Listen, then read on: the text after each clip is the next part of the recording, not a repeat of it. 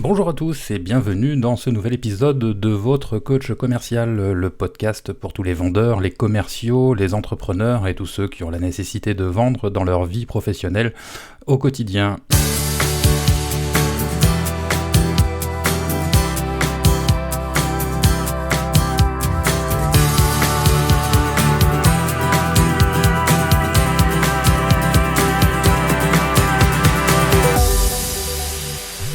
Je suis Olivier et aujourd'hui nous allons parler de la prise de contact. Nous allons parler de cette première phase de l'entretien de vente, phase cruciale s'il en est parce qu'elle conditionne toute la négo qui va suivre. Nous avons vu au cours d'épisodes précédents la nécessité qu'il y a de structurer son entretien de vente. Et on a vu aussi les différents plans, les différentes structures qu'il était possible d'utiliser. Je vous réfère à d'anciens épisodes que vous pouvez encore consulter sur le flux de ce podcast. Dans tous les plans que j'ai pu vous présenter, notamment dans le dernier épisode qui concerne les plans et les structures possibles de l'entretien de vente, il y a une phase qui revient systématiquement au début, c'est la prise de contact. Et oui, prendre contact, c'est le sujet d'aujourd'hui, et on va aborder cette première étape de l'entretien de vente, mais on va commencer par l'aborder, c'est la première partie en fait d'une série d'épisodes de podcast que je vais faire sur ce sujet, donc on va en parler, notamment aujourd'hui, on va définir le pourquoi cette phase est systématiquement présente et surtout pourquoi elle est déterminante. Et puis on va voir aussi toutes les difficultés liées à cette première phase, les difficultés que l'on peut rencontrer. Par la suite, en fait, dans les autres épisodes, on rentrera dans le détail de cette phase, ce qu'elle doit comporter. On va aussi rentrer dans le détail du comportement que l'on doit adopter au cours de cette phase de prise de contact, et puis finalement comment on va pouvoir la structurer, comment on va pouvoir faire en sorte de la rendre la plus parfaite possible, étant donné son importance. Alors vous connaissez sans doute l'adage qui dit qu'on n'a jamais une seconde chance de faire une bonne première impression, et cette phrase en fait explique le côté crucial de la prise de contact. Effectivement, dans toutes les relations humaines, en général, de toute façon, la rencontre, le fait de prendre contact avec quelqu'un, la première fois que l'on rencontre cette personne, conditionne finalement beaucoup de choses. Et c'est le cas aussi dans la négociation commerciale. Cette première phase va conditionner toute la négo qui va venir. Effectivement, ces 2 premières minutes, certains disent les 20 premières secondes, mais enfin bon, moi je vais viser un petit peu plus large, je vais parler de 2 premières minutes. Il faut être lucide, elles ont un rôle majeur. En fait, on est tous jugés à la première rencontre, dès les premiers instants en fait. On le fait d'ailleurs nous-mêmes aussi, quand on rencontre quelqu'un, on se fait tout de suite une image mentale de cette personne en fonction de son physique, en fonction de la façon dont elle parle, en fonction de son attitude générale. C'est ce qu'on appelle en fait l'effet de halo.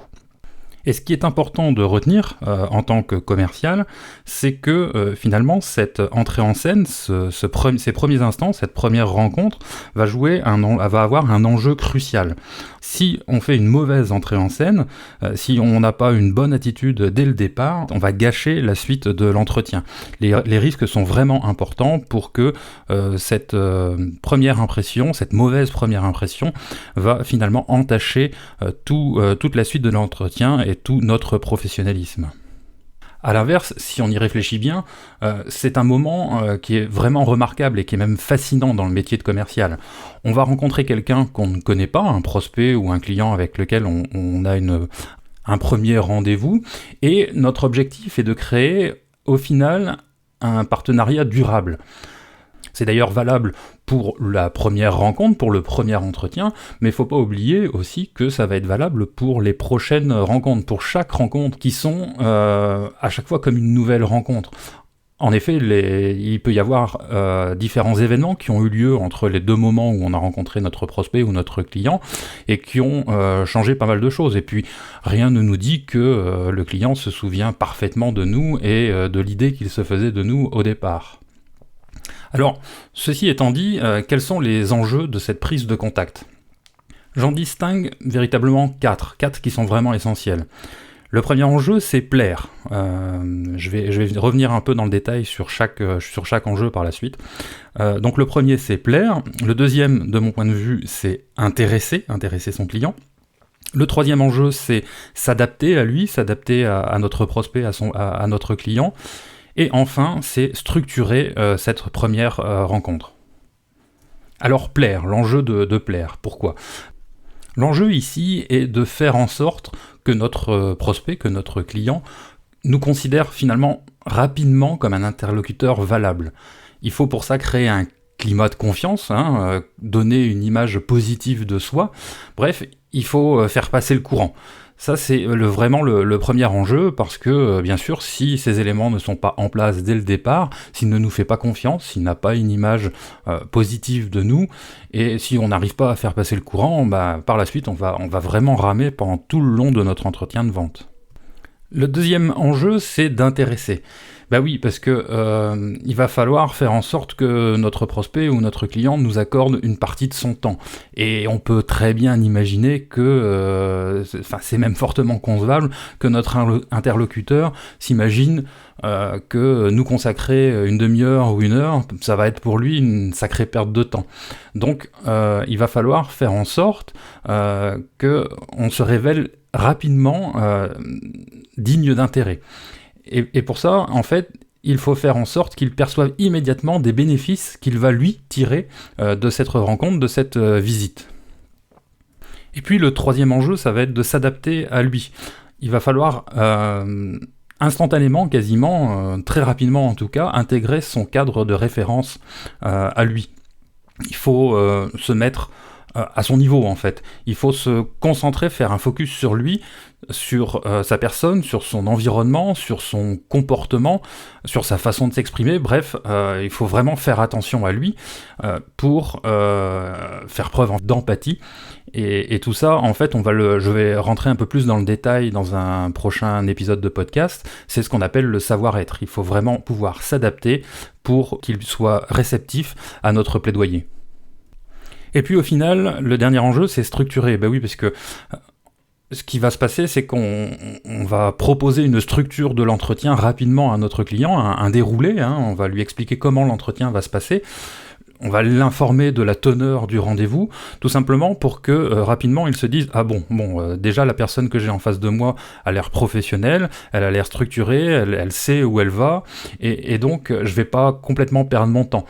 Donc là aussi, on va rentrer dans le détail dans un prochain épisode, mais cet aspect est très important, le fait de soumettre une structure à notre interlocuteur et finalement se montrer au-dessus du panier par rapport à d'autres commerciaux qui viennent pour serrer la paluche. Alors c'est pas tellement de bon ton en cette période de confinement et de Covid-19, mais enfin pour se présenter et présenter son entreprise, chose dont le client n'a pas grand-chose à faire, à moins bien sûr que ce soit lui qui en fasse la demande.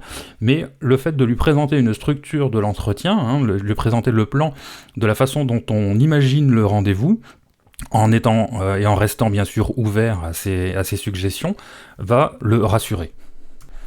Alors, ce serait quand même très malhonnête de ma part de vous parler de la prise de contact sans vous parler et sans nier les difficultés liées à cette première rencontre. La meilleure façon, de mon point de vue, de gérer ces difficultés, c'est d'abord de s'y préparer. D'abord, et dans un premier temps, notre interlocuteur ne nous connaît pas. Il est donc pas illogique de penser qu'il puisse s'imaginer le pire. Est-ce qu'il va perdre du temps ? Est-ce qu'on est compétent ? Est-ce que finalement ce qu'on va lui présenter a un quelconque intérêt ? Bref, on peut pas le blâmer d'imaginer tout ça et d'imaginer le pire par rapport à la demi-heure ou à l'heure qu'il va devoir nous consacrer. Et même si vous l'avez déjà rencontré, rien ne vous dit qu'il se souvient de vous, il peut d'ailleurs même vous confondre avec quelqu'un d'autre. Il est peut-être pas disposé de la même façon d'ailleurs qu'à la première fois que vous l'avez rencontré. Entre-temps, il peut avoir eu des soucis, des tracasseries liées à sa vie quotidienne, liées à sa famille, liées à son entreprise. Et puis il peut aussi réellement manquer de temps lors de rendez-vous du jour. Et puis rien ne dit d'ailleurs que vous aussi vous êtes disposé au mieux, hein. Vous êtes peut-être vous aussi fatigué, pas à l'aise, pas motivé, tracassé par quelque chose lors de ce second rendez-vous. Donc les choses ont sans doute beaucoup évolué entre la première et la seconde rencontre, et ces dispositions factuelles, hein, ces dispositions liées au temps présent, peuvent être valables à n'importe quel moment. C'est pour ça que il est indispensable de se préparer rigoureusement, de préparer cette première prise de contact, hein, ces 20 premières secondes ou ces 2 premières minutes, de façon vraiment structurée. Du coup, dans les épisodes à venir, je vais vous expliquer comment préparer votre prise de contact, hein, comment préparer ces 2 premières minutes, ces 20 premières secondes, c'est, comme on dit, ces 20 premiers pas, ces 20 premières secondes, ces 20 premiers mots, enfin bref, toute cette partie de prise de contact. Quel comportement, que ce soit un comportement verbal ou non verbal, il est intéressant de réfléchir, et surtout quels sont les comportements à adopter, hein, bref, le savoir-être.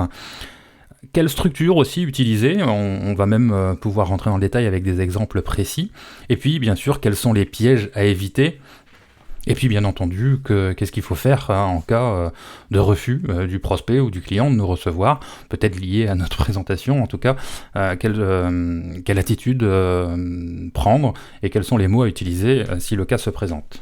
Comme vous le voyez, le sujet est vaste, hein, ces quelques premières secondes, ces quelques premières minutes de l'entretien ont un côté crucial, hein, c'est vraiment là-dessus que je voudrais insister aujourd'hui, et ce côté crucial demande à ne pas être improvisé, encore une fois, et doivent être préparés.